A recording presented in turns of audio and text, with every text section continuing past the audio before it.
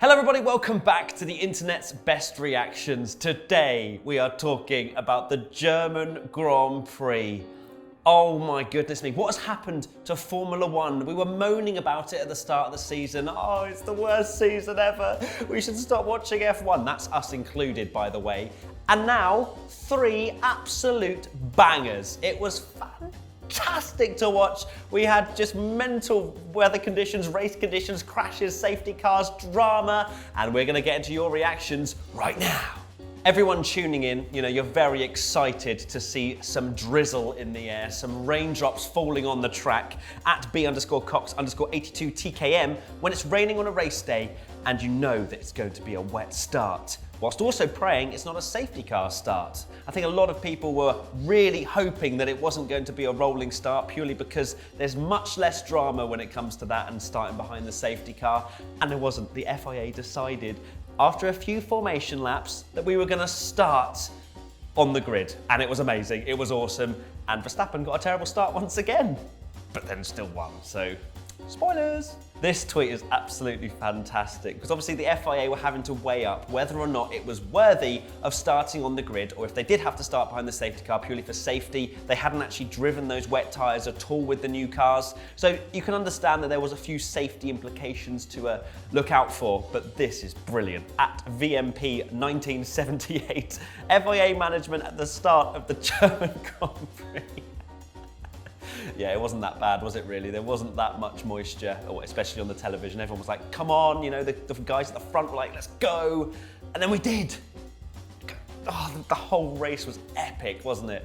Just epic. The first bit of action, obviously the start, you know, Verstappen got a terrible one, and you know, apparently that's a running trend now. Whenever he gets a terrible start, he wins the race. But we had Kimi Raikkonen up to P3. But the first big incident was Sergio Perez a couple of laps in. At Helena hates you, Perez spins out, full safety car deployed, mental action already. You knew we were in for an absolute banger when there was Perez had already spun off, safety car inbound. Oh my goodness me, so many things happened in this race. I was struggling to keep up, and I'm sure you were too. So Kimi Raikkonen up to P3, and he was running in the dizzying heights of the top 5 or so for the first few laps. Lap 8, when Magnussen, I think, stayed out after people had pitted for intermediates, he was on the wets. There was a decent little battle at Wire_Turek_. Kimi on lap 8, defending from Vettel and passing Magnussen at the same time. We all thought Kimi's done. Vettel, his old teammate's gonna come swooping up the inside at turn 1. Kimi was like, absolutely not, and then took Magnussen in the next corner. Kimi still got it, and I feel like Kimi's driving the best he has for quite a few years, purely because there's no Ferrari pressure on him. It's great, I love Kimi. Go on. There was a lot of replays, but one that kind of took a lot of people's attention was Charles through the penultimate corner, I believe it was, an absolutely epic drift. That corner wasn't too good a little bit later on for him. At Giuliano Rosalia, Charles drifting in the corner on lap 11, be-like. It was pretty cool. We were like, oh, that was close, to be fair. It was very close to binning it. That drag strip, absolute chaos. We need more ice skating rinks around the outside of Formula One tracks. It provided so much entertainment, and the F1 drivers didn't like it, but that's because they crashed. We, on the other hand, loved it. More ice skating rinks. A depressing race for a man that usually does kind of take advantage of these kind of hectic races. Daniel Ricciardo at F1 Adam 8, engine failure for Ricciardo. You got to feel for the guy. It's just flashbacks, isn't it, to his previous time at Red Bull. And you kind of think maybe Danny Rick would have got a decent result, but we'll never know. Hülkenberg was up in P2 for a little bit. Where would Danny Rick, where would a lot of people have been? There's so much kind of hypotheses being thrown about because we have absolutely no idea how it would have turned out had people not crashed or blown up or lost gears as Lando did. I'm literally running out of energy already. Strategy, you have to say, was probably one of the most difficult things to get right in the German Grand Prix. All the teams must have been sat there at their computers, eyes falling out of their faces like, oh God, is it raining? Is it not raining? Is it raining? Is it not? It must be very difficult considering sometimes the weather radars can be wrong. At D_Erdy36, Haas mechanics putting Magnussen on slick tyres, be like. Now, I'm not sure if this GIF has been used before or something similar, but it has a golden retriever in it, and I'm a massive fan of that dog, so it kind of gave me a few more points to kind of shove it in IBR. And a bit harsh to say I have no idea what I'm doing because it's a risk, and it's a risk that paid off a little bit later for Lance Stroll, so you have to admit it's worth a gamble in those conditions. Now, I know a lot of you, as you always do, love to tune in to find out my reactions to a particular incident that has occurred a few times this season. Sadness, depression, and just general crying. Leclerc, obviously, I think it was towards the end of like lap 28, 27. You know, he's absolutely flying. He goes onto those fresh inters a little bit earlier. He was 3.2 seconds faster than Hamilton at one point. I'm like, this is game over. He's won. But then my head says that, and then he crashes. Like, what more does this man have to do? He gets an issue in qualifying, starts P10, and then what happens in the race? Just a little bit of an oversteer, just a tiny bit, and then off he goes onto the ice skating rink. Actually, I changed my mind, get rid of ice skating rinks. Well, if Charles goes on ice skating rinks, they need to turn into grippy rinks, okay? Good. Speaking of strategy calls and kind of gambles, Max Verstappen went out on the mediums, which was an interesting call from Red Bull, considering the softs are usually the best in those kind of conditions. At HeyJoe_75, Max's first lap on mediums. Now, I know a lot of people say, Max didn't make any mistakes. Well, he did. I don't know if people have got some sort of amnesia, but he had a 360 in the last sector, which was very lucky that he was just able to carry on with really no issues. But apart from that, I mean, obviously, it's absolutely unbelievable drive from Max. But it wasn't faultless, but it was near perfect, because I think a lot of people, we may not have even seen it on the Formula One televisions, making mistakes. So Max was spot on. Someone that wasn't spot on, unfortunately, was Lando Norris. Not from any fault of his own, just the car decided to brake. But the thing that Lando brings that no other driver really does, well, for this race in particular, was instant Twitter reaction. Unbelievable, Jeff. He tweets, I'm pretty sure about 5 minutes after getting out the car. I don't know if he's just got Twitter loaded into his McLaren Formula One car. I would love to see that, by the way. But then he has the most amazing use of the let me in gif ever. That is just brilliant. The race was amazing. Lando wanted in, but he couldn't. His car broke. The milkman's out. Social Media Team Championship time now, and there was actually quite a lot of bants going on. A lot of chatter about the Social Media Team Championship, but let's get on to third position and see who has scored points this weekend. In third place, it is Mercedes AMG F1. Now, this was actually after the race. We tweeted, did yesterday really happen? Mercedes replied, no. It's just simple but solid banter. You win a point. Well done, Mercedes. 1 point. In second place, we have Toro Rosso. Now, I couldn't not give this team some points. They get a podium. They also get points in Social Media Team Championship. I can only imagine how nervous their social media manager was tweeting about the fact Danny Kvyat was in second for quite a lot of the end part of the race. 2 laps to go. Danny P2, Alex P6, and then using a solid Twitter gif, which we have seen many times. But that, I'm sure that pretty much represents how they were feeling at the time. 2 points. And finally, the winners of the Social Media Team Championship for the German Grand Prix, a Sport Pacer Racing Point Formula One team.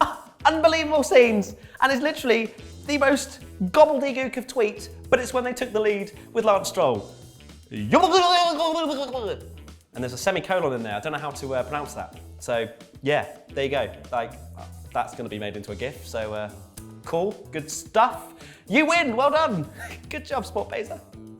3 points. A quick honourable mention for the Social Media Team Championship has to go to Honda Racing F1. I mean, he's done it again. That's GP2 victories in 2019, and then replies to that with 2GP. Autocorrect. You cheeky. It doesn't get any points, it's just an honourable mention. Good job. That's 1 point for Mercedes AMG F1, 2 points for Toro Rosso, and 3 points for Sport Pacer Racing Point Formula One team.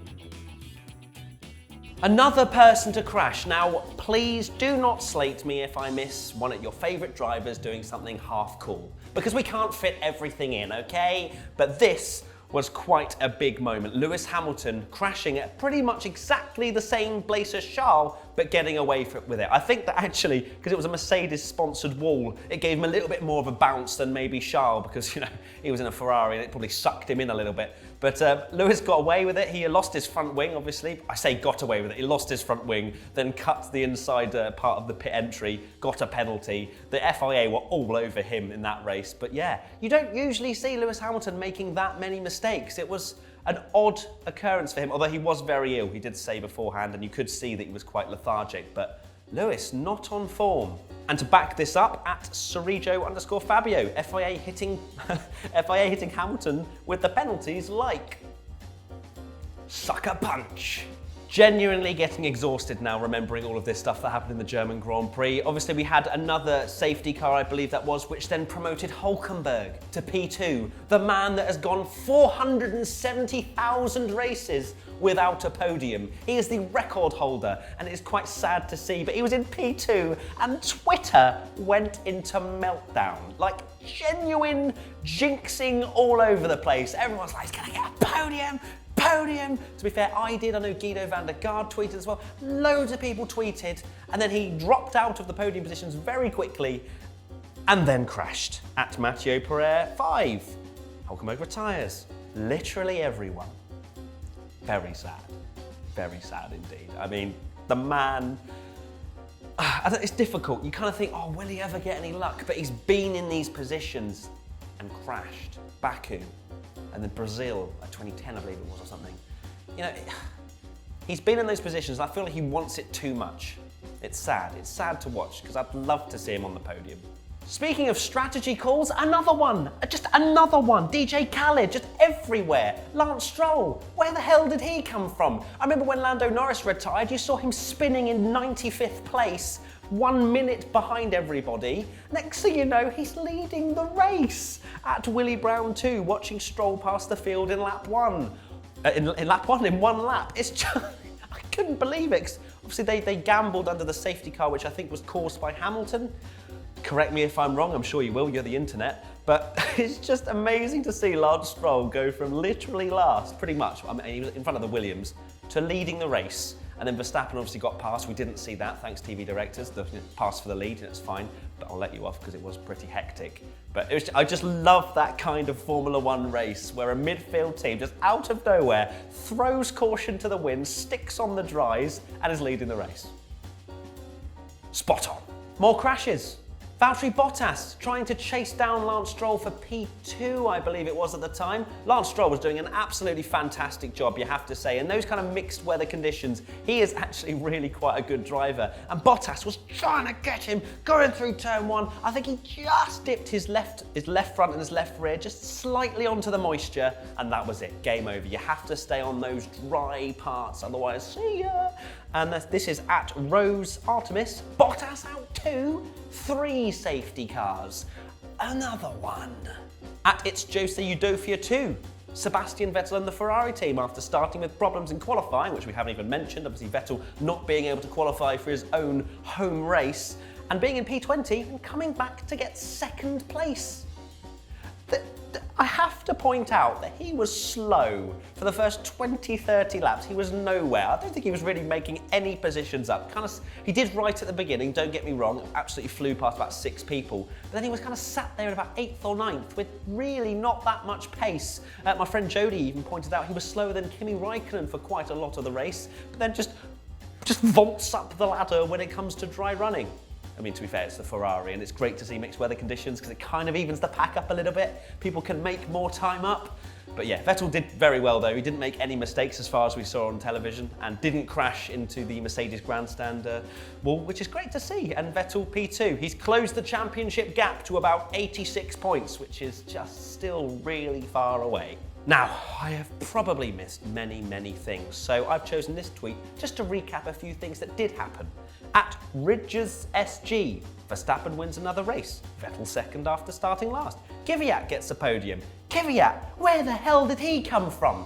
So you'd expect someone like Pierre Gasly, maybe not on his current form, from Red Bull to get a podium. Oh, you got Toro Rosso up there, which really does secure the nail in the coffin for Pierre Gasly, which is very unfortunate indeed. Stroll P4, Sainz P5. Sainz was in the wall earlier on in the race. He was on the ice skating rink as well. He lost it.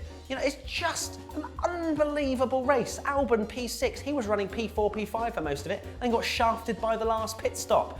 Then you got both both Hasses scoring points. I'm getting so excited, can you see? I mean, where did they collided at some point during the race, and now we're scoring points, although that's great for my fantasy team, fantastic. Williams get their first point. I mean, we didn't know that until a few hours after the race, but flipping both Alfa Romeos get 30 seconds worth of penalties slapped onto their backsides. Robert Kubica's like, hey, I'll take that point. I mean, to be fair, he's been absolutely rinsed by George Russell for pretty much the entire season, and the one time he's anywhere near the points, he gets a point. Fair play to him though, it's kind of heartwarming that Robert Kubica got a point. Angry Toto, 7 DNFs, absolutely mad race. It was a mad thing. Continuing on, we've got a few more tweets. At Swift Samby, Gasly right now. Good Lord, what was he doing trying to pass Albon? I watched the replay and you could see out of the hairpin, you know, he was a little bit tentative, didn't really know which way to go, and then just decides to just turn about 30 degrees on his steering wheel. I mean, obviously Albon's going to try and defend a little bit. You've got to give it some luck, lads. You've got to, you know, turn it a bit. But he just literally drove into the back of Albon. And Albon was very lucky not to DNF as well. So Gasly, although he did have a very good race, you know, well, I say a very good race, he dropped pretty much to last, but then brought himself back up again. You know, you don't know what's going on in these drivers' races most of the time, but Gasly did do all right and then completely ruined it, unfortunately. I mentioned Robert Kubica scoring points at Captain Carroll 9. Kubica scoring points for the first time since Abu Dhabi 2010. I can work with that. It's a nice, heartwarming story. I don't think they're going to get any more. German Grand Prix was one race in 30 years that we're going to get. So, well, we say that, we've had 3 absolute bangers all in a row. So who knows? And now it's time for Race Rundown with your host, Matthew Gallagher. Race rundown, let's try and see if we can do this in one take. We're probably not going to be able to, but let's do it. The race results, finishes, winners, people, positioning, things. The people that finished the race were Verstappen, Vettel, Kvyat, Stroll, Sainz, Albon, Raikkonen, Giovinazzi, Grosjean, Magnussen, Hamilton, Kubica, Russell, Gasly. Oh, Gasly finished 14th. Oh, he actually finished. Oh, let's try that again. Let's run down. Verstappen, Vettel, Kvyat, Stroll, Sainz, Albon, Raikkonen. Okay, this is where it gets a little bit more difficult. Verstappen, Vettel, Kvyat, Stroll, Sainz, Albon, Raikkonen.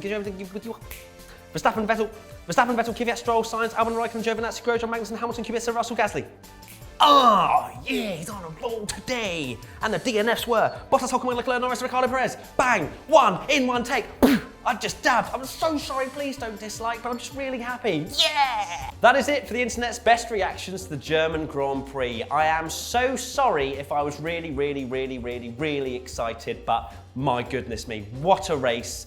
Please do leave your love for this video if you love the German Grand Prix and you enjoyed reminiscing it with me today. If you want to get involved next time, use the hashtag WTF1 on Twitter and Instagram, and we will choose the very best ones to be featured right here.